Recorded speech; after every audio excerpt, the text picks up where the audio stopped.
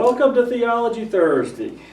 I'm John Roy. I'm the pastor of Pelham Road Baptist Church. This is Ashley Twitchell, one of the pastors here. And this is Tom LeGrand, just a guy who hangs around sometimes.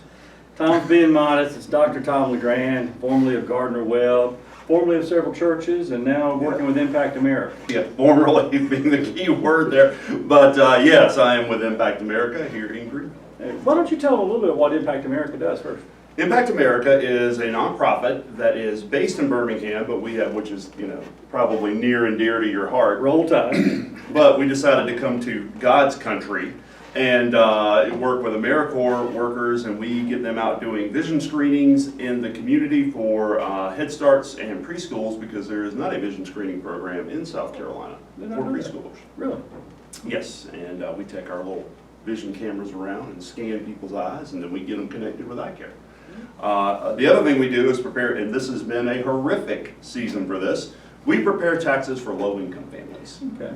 And we are currently doing it remotely and online, and have you ever heard the song that never ends? Yeah. That's what tax season is for us. It's never going to end. We are like, will somebody please put a stop to this right now? So we have been doing taxes for 6 months. Wow. And we are tired of it. But we are still doing it, so if you need help, contact Impact America. I'll remind you that last week we started a conversation about race, being that it seemed to be an important topic, a timely topic. Ashley and I had advertised in June we would receive your questions and do Theology Thursdays on some questions, and we do have a couple of questions to get to. But you stumped us really good, so we're having to do a little bit of research to be able to respond to you. Well, judging from your cups that you have up there, you're probably not that bright. I'm just going to tell you that right now. I'm sorry, it was there. We just needed to hold down the fort on this side of the table. Yeah. Well, so back to more important things. We will get to your questions probably next week, but this last week we started the conversation and we felt like we probably didn't get it as far as we wanted to, because you and I talked a lot about your dad, and we both love that subject and we chased that rabbit a lot. But today we're going to try to stay a little bit more focused. We ended last week with these sort of words. It's time for us to listen to the African American community and to listen to what they're saying, and not so much impose what we think needs to be done as listen to what they're feeling and what they're asking for. Well, Tom, you spent some time this week, I think, spending some time with some of your friends who are African American, and you've got some feedback for us because you've been listening. Yeah, I have been listening. And, so tell us what you've heard. What we have heard is we're tired of this. Now let me explain what that means. Okay. Because one of the voices that I heard was from Tiffany Bannister. She's our program manager at Impact America. Grew up in Orangeburg, African American, is very much a person who listens rather than talks. She's not necessarily an out front person, but she pays attention to everything that's going on, which makes her great in my office, because you know how well I pay attention. That's exactly right. So, and I talked with her, and then I talked with my friend Parthena Robinson. Her husband is a professor at USC, and she is in the School of Social Work at USC in working on her doctorate. And I asked them, well, could you speak about these issues? Could you tell me something about these issues? And they said, essentially, let me summarize this. We're tired of telling y'all about things we've been telling you for a long time. Okay. Just like a parent gets tired of telling a kid over and over again. Sure, and my kids always did it the first time exactly the way we wanted, but nonetheless, and I did too, as my mom will gladly tell you. Anyway, the tenor of the conversation was, there are resources out there. There is reading to be done. We have been saying this for years and years and years, and you haven't been listening. And one of my friends said, I'm tired of people asking me to come and speak to their group for free to tell them things that they should already know, or that they can use a Google search to find out. Yeah. So maybe I wasn't exactly right when I said we need to be listening. Maybe we need to be researching. Yeah. Maybe we need to be reading and listening in a way that doesn't tax the people who are already exhausted from the conversation to finally hear what they've been saying for this many years. Well, Tom, I think I wanted to name something. I know you guys talked about this a little last week, and this is the first time I've kind of entered into the conversation. the first thing I want to say is I hate recording anything because then someone can replay it over and over, and if I said one little thing or one little word that maybe I didn't even realize I didn't want to say or came across the wrong way, I think we want to start the conversation by saying we're all here out of love. You know, we're all here out of respect, and our goal is to seek to be advocates, allies, to be friends, and that this conversation we realize is one-sided. We would love to have some other people at the table with us right now, I'm sure. But we're three white people sitting here trying to talk about something that we think we know about.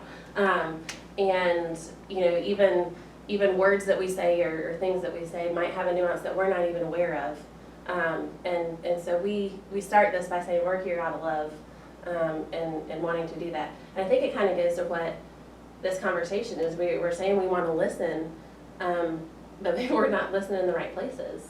Well, yes. To the right yes. stories. Well, and let me slightly push back on that. Mm-hmm. Yes, I'm here out of love, but I'm angry. Sure. I'm angry at myself for things that I should have realized and should have known Mm-hmm. that I didn't pay attention to, things that I ignored growing up, even some of the things that my father tried to tell me and that I should have learned at an earlier age. I'm angry on behalf of, and this is where your advocacy point comes in, my friends who have been trying to tell me this and who have been trying to tell other people this stuff. And 2 points that were made in these conversations. One is that we didn't create, black people of color didn't create the problem of racism. Right. Why are we waiting on them to tell us how to fix it? Mm-hmm. And two, because I felt very much the same way. All right, I'm a white guy.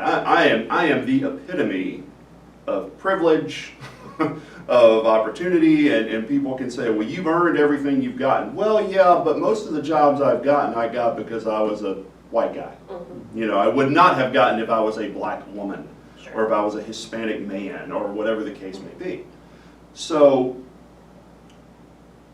in thinking about that, I asked a question to an AmeriCorps member in Alabama. We were having an online conversation. I said, all right, what do you need us to do?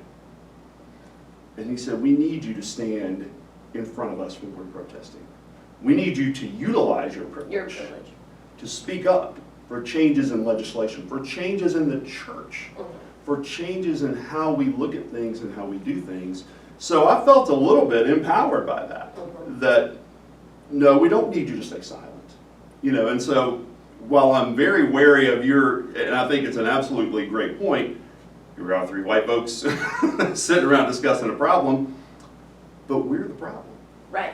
And I think And that's the point, yeah. no matter how unintentional, That's right. we are the problem. It doesn't mean we wanted to be that, we but were we born are. into a system that we inherited, and by our very nature of who we are, whether we want to be or not, we're on the wrong side of the line. We have benefited from that system, whether we recognize it or not. Yeah, we're products of it.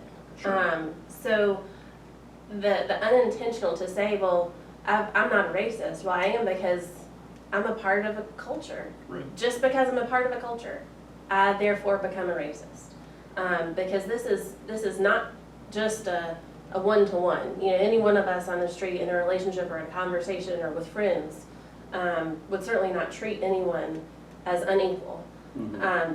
But we're part of a culture. Not intentionally, that's right. But as a culture, just by the nature of the fact that racism still exists, Mm-hmm. we end up on the wrong side of that. No. And I think so part of our part is to be empowered to use that, but to also just name it. Like, Right. I think there's too many people saying we're not racist. I'm not part of the problem. I didn't do anything. This is not me. This is us. My family owned hundreds of slaves. Sure. Their family fortune was built to some degree on the backs of black people who were owned. Mm-hmm. It is entirely possible, because they were in the cashier's area, that I taught or coached or dealt with young people who may have been in the lineage. You know, they were in cashier's and in the upper part of South Carolina, in the Walhalla, Seneca area, who may have been owned by my family. It's not beyond the realm of, I mean, that would take a lot of work to figure that out, for sure, but it's not beyond the realm of possibility. So we have to say that. Let's also make a distinction, if we could, between racism and white supremacy. Sure. They are not necessarily the same thing. Okay, unpack that for us. What is racism? Okay, I was leaving that to you. I was trying to get you in the game here, John. Okay. You're the point guard. You define racism. Racism, there are a couple of definitions, and this is actually changed in Webster's dictionary. Okay. Webster's is revising their definition of racism because it said, and I'm kind of, I don't know if I can get this exactly right, but something to the effect of having bias or hatred against someone because of their color. They're revising that to say hatred of someone because of the color of their skin, or benefiting from, I think to the effect of benefiting from the subjugation of peoples and that kind of something to that effect. So I think that racism is not only about hating someone who is black or hating someone who is Hispanic or someone who is Asian, if that be the case. It is about recognizing that we benefit from a system that is stepping on the necks of those people in some way or another, and has done that for hundreds of years. And how is racism different from white privilege then? Not white privilege, white supremacy. Okay, I'm sorry. White Because I think what we have done is that, and I hear this a lot in Christian circles, well, I'm not a racist. First of all, we may need to rethink that. All right, what does it mean to be a racist? Is it just that I hate black people, or is it that I benefit from a system that doesn't empower people of color? If you're a I think we think of white supremacy as I'm marching out there with my hood. I'm yelling at black people. I'm trying to directly say, we don't want them here. We want to keep them from being here. And as long as I'm not doing that, then I'm okay. Sure. Let's take a youth groupie. All right, Ashley, let's take a youth groupie thing. One of the problems in youth ministry is that we sometimes give students the idea that as long as I'm not drinking, smoking, having sex, or doing any of those things, then I'm very Jesus-y. And it's hard to get across to them, well, there's more to it than that, And so for us to say, well, I'm not out there marching in my Klan outfit is not quite enough. What are you doing to oppose the forces of racism, to change legislation, to empower voting rights for people, to live what Christ told us to live? Talk about your illustration from the Good Samaritan a little bit. I want to go back to that. From last week? Yeah. Tracy LeGrand wants me to go back to that, and she's smarter than both of us, so. Okay, so I'm trying to remember. Well, we were talking about the Samaritan in the historical priest in the way. context. Yeah. The historical context of the Samaritan story is that the Samaritans were the half-breeds, and the Jews were the full-blooded, cleansed, pure race. And Jesus has an opportunity to tell a story. And the hero of that story that he tells is the Samaritan. He chose deliberately to tell the story and offend the Jewish listeners. He didn't have Samaritan listeners, he had Jewish listeners. And so instead of picking a hero from their bank of heroes, he turns out to the people that they despise the most, and say, let me tell you, here's a good person. Here's a person worthy of emulating. Is that what she was wanting to get at? And that person happened to be a Samaritan, and it had to be offensive for everybody in the audience to hear that Jesus, their guy, he's a Jew, their guy is praising someone from the other team. And I believe he was talking to a Pharisee when that happened. No, other people were around. Right. He was talking to a Pharisee. Yeah. So let's ask this question. The priest and the Levite who walked by, did, according to their cultural and religious norms, did they do anything wrong? Oh, no, they didn't. And I think that Tracy's written these notes for you. But she's making a good point. That they practiced their religion. Their religion would say they were good at what they did. They did what they were supposed to do. They could have gotten back to their church and they would not have taken any beating from the deacons for what they did. They wouldn't have. Or what, elders, Council. Council. You wouldn't have taken any sort of beating. But, you know, so they were good Jews, and I think the point you're wanting me to fall into is that, you know, and I'll go ahead, I'll jump into it. All right, I appreciate that. Is that we can be very, very good Christians and we can think of ourselves as good Christians, and we can have people applaud us for our Christianity without ever lifting a hand to do the right thing on Without this. ever getting our hands And dirty. just to go further, it's not about what you're not doing. Sure. It's not enough just to not do what you're not supposed to do. Right. It is not enough to just say, I'm gonna go the straight and narrow. There's a step that, and kind of go back to the beginning of our conversation, there's a step that we have to take that says, it's our job now. Yeah. You know, it's not on someone else to educate us or teach us or tell us what to do. We have to take that step. It's not enough to not be a part of it, Yeah. quote unquote. You know, we're all a part of it, but it's not enough to not be a part of it. We have to go the opposite way. We have to be the force that is willing to stop on the side of the road Sure. and take an action. And it's funny, they didn't even stop and wait to see if somebody else came up. I mean, they could have socially distanced and waited to see if somebody came along. They could have gone and hollered for someone else, you know, and of course, we don't know where on this road to Damascus, road to Jericho. sorry, that they were, but they didn't do even that. Yeah. They just said, not my problem, and kept walking. I think We are beyond the point of being able to say, this is not my problem. Yeah. It is. I think the point, if we roll it all together on the Good Samaritan, and now I want you to talk as soon as I say this sentence, is that we have to be proactive. Yes. And I know that you've been quiet and you've got some notes here, because you weren't here last Well, week, one of so the I want you questions to jump in. you asked me, well, you know, this is about next steps. Like, Yeah. this is to take it further. You know, What- we've yes. established that we have to do something. What is the next step? So what are some of the steps that we take as, you know, as the body of Christ, you know, Mhm. as churches and congregations, because we believe that this is our call. I mean, Mhm. from Scripture, from the very time that Jesus was here, our call is to advocate and to love and to reach out to those, to all people, Mhm. you know, to extend that.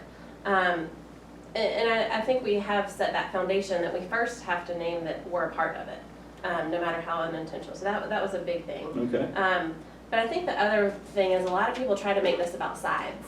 You're either one way or the other, or it's a black and white. And I don't think that anything about this can be a black and white issue. I think that we all understand that we're not pointing fingers and we're not trying to establish a Blame. blame or a judgment of any kind. But that we're not just on extremes of this. There's a whole scope of perspectives, of understanding, of relationships, and I think that's what takes us into that next level of what to do is shifting this into a relational conversation. In that listening piece of it, I think we've got to do more than listen, but I think the listening is in hearing stories. We're not asking them to give us an answer or to tell us something or to fix it. I think that we just need to listen so that people have a safe place to say that they've been hurt and for us to say I'm sorry and to kind of make that holy ground as an opportunity. Because I think that we're so dominant in our own voices and our own ideas sometimes that we don't give space to that. So I think that's a starting point. I'd like to say one thing, and then I will let you go through your resources, because Oh, that's one okay. of the things you wanted to get to. Sure. And I think, Yeah. and that's I think that's important, helpful. it's an important thing as far as next steps, is some resources to look Mhm. into. Most of the people watching this is part of the Pelham Road congregation, and so they'll remember this name, Ashley and Corey McGuire. Corey was African American and Ashley was white, and they married, and they were in this church for many years while she was Part of the CDC? part of the CDC, and she was studying further in her education here, and now they live up in Raleigh or that part of North Carolina. Anyway, she had a Facebook post where she talked about how much grief and misery that they had taken in their life because she was white and he was black and they were married, both in South Carolina and in North Carolina. Now the thing is, most of us, those are the stories we need to hear. Yeah. We need to hear that story, because that will help us to say, well, you know, there is some pain. You know, one of the things that I get the most frustrated at with people is it's raining. It may not be raining on you, but it's raining. Just because it's not raining on you doesn't mean it's not raining. And Jesus was the best at understanding that the whole world was in pain. Whether he was in pain or not, the whole world was in pain. And that's what we need to sort of lighten up to, is that there's a lot of pain in this world and a lot of misery. And that just because it's not happening to us doesn't mean. So I'm going to let you carry away. Again, there's still next steps, and some of the next steps Yeah. are going to be to read some things, to educate ourselves, and I so think forth. so. I think one suggestion, and Ashley, you mentioned this in some of your midnight writings. Yeah. That, Last minute, always. well, normally I would have seen that at midnight, but for some reason I was in the bed at a decent hour and I saw them at 8 o'clock this morning. So anyway, that happens. You asked the question, what does it mean to be an ally? Yeah. Mhm. So what I have heard some people saying is, we have allies, but they're only willing to go so far with us. Okay, are you the ally that jumps in like Soviet Union, the United States, and Great Britain Mhm. into World War II? Or are you Uruguay, which joined in the last 3 months of the war and said, yeah, we're on the right side of this, Yeah. And I think people are looking for those who are willing to jump all in. Right. Mhm. And that's time consuming and it's hard, and let's not pretend it's not. And it's emotional. It's emotional, sure. It is personally and community-wise, Right. emotionally. Well, and being relational and investing ourselves in hearing these stories means we're going to suffer too. Like, Yeah. so we're going to sacrifice. We're going to be the ones who have to throw ourselves under the bus to be able to show people that we're more than just the ally. Yeah. And John, you may agree, may disagree. The best sermons are the ones that make me think about myself while I'm preaching them. Yeah. Yeah. Not where I'm thinking about, well, this is what you people need to do, but this is what I need to do. Yeah. So let's start with that. I would suggest some action steps. There are people who are continually holding up signs and protesting in downtown Greenville. Mhm. Small groups of people who are down at the Peace Center. We were down there, and this is a funny story. We went down to a protest on Saturday just to kind of see what was going on. And our perspective on that is, let's stand back and see what's happening first. And where can we step in to be helpful and be empowering to people. So we go down, and it basically was a lot of, and I don't mean to poo-poo this in any way, shape, or form, it just isn't my thing. They're sitting around singing Hare Krishna and doing mantras, right? I'm like, hello, we sat there for a few minutes and we listened, and they're nice, younger people there for the most part, and I was like, you ready to go? She's like, yes. And so it was okay. I mean, but that just wasn't our thing. Yeah. And so we go up to the top of the steps, right, at the top of Falls Park, and there's a group of African American young people registering people to vote. And I thought, let's put that on the news. Yeah. They're not just sitting there yelling, they're not throwing rocks, they're not doing any of that stuff. They're saying, hey, here's a chance to empower other people to have a voice, and this is how we're doing it. Go down to those. You don't have to hold a sign. You don't have to even get close to people. Mhm. You can socially distance while you do it. Watch what's happening. Listen to the words that are there. See what's going on. And you're not taxing anyone to do that. You're not causing them to have to talk again about a subject that's really difficult. You're just there learning and watching and observing. Go down there. Even if you don't agree with everything that's said, it's okay to go down there and find out what's going on. Some books would be a good place to start. Ta-Nehisi Coates, Between the World and Me. This is an older book. He wrote it a while back. But he has written a lot of things and has said openly, and he is an atheist. He is not a believer. And I think that's an interesting perspective on why he is not a believer. Mhm. How to Be Anti-Racist by Ibrahim X. Kendi. And all of these I've read part of. Some of them I have read all of. I didn't bring anything I hadn't read any of. Okay. So these are things that I've done some work on. Mhm. And so, like you said, how do I not just say, I'm not a racist, how do I be against racism? How do I ally? The Color of Compromise by Tamar Tisby. Forward by LeGrand. Some of you will recognize the name LeGrand, a Christian rap artist. I know that. Very interesting stuff. Christian rap is, well, just rap in general is not my forte. Not your forte. Well, most Christian rap, but he's... Did James he's Taylor rap? Did James Taylor rap? Or Van Morrison? Van Morrison might have. Okay. Somewhere, but it may not be able to take. Might be a stretch.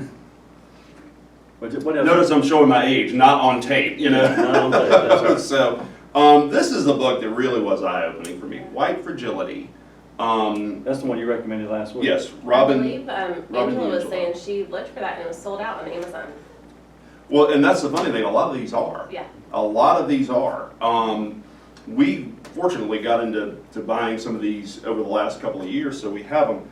And I'll let you borrow it if you want it. Just let me know. But I think that speaks to folks trying to take a step in the right direction. Yes, You know, and that it's we're from- trying to educate ourselves and trying to understand. and this is from the perspective of a white person. Mhm. This is what we need to be doing, not asking other people to tell us what to do. And so it's really interesting.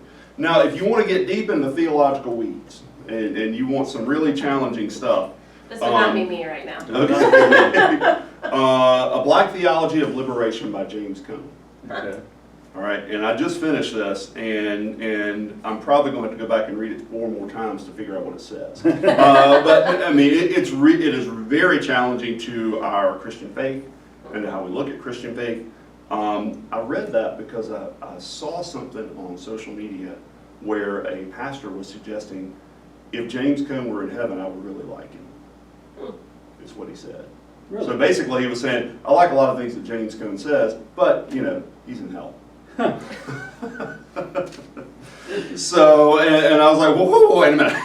And let me go back and reread that Figure one again. out. Yeah, and then this one is one that I have just started. It's by Reggie L. Williams. It's Bonhoeffer's Black Jesus. I've never seen that or heard of that. They actually had I heard that one. they had a conference at Gardner-Webb where he was present. I didn't get to go, but he was there and talking about Bonhoeffer's experience in Harlem Huh. when he was younger. And the start, again, challenging stuff. Well, that's good stuff for her because she's Lutheran and Bonhoeffer was Lutheran, There right? you go. Well, I think that we can probably get those typed up and add those to some comments, or so if people wanted to see those books, Yeah. a list of those, we can add that. Mhm. I had a story that I know I've shared with John. I don't know if you've heard it, Tom. When I was in seminary, I used to get really anxious with preaching, and I just got so uncomfortable. In classes, in field education, whenever I was learning and practicing this. And I went to my granddaddy, who was a mission developer. He was a professor of pastoral care at the seminary. I said, Granddaddy, I just can't preach. I am just not cut out for this. I'll be a pastor of every other kind, but I am not going to be preaching. And he said, well, why? And I said, well, I get butterflies, I get knots in my stomach, I get anxious and sweaty palms, and I just don't think I'll ever be comfortable when I get up to preach.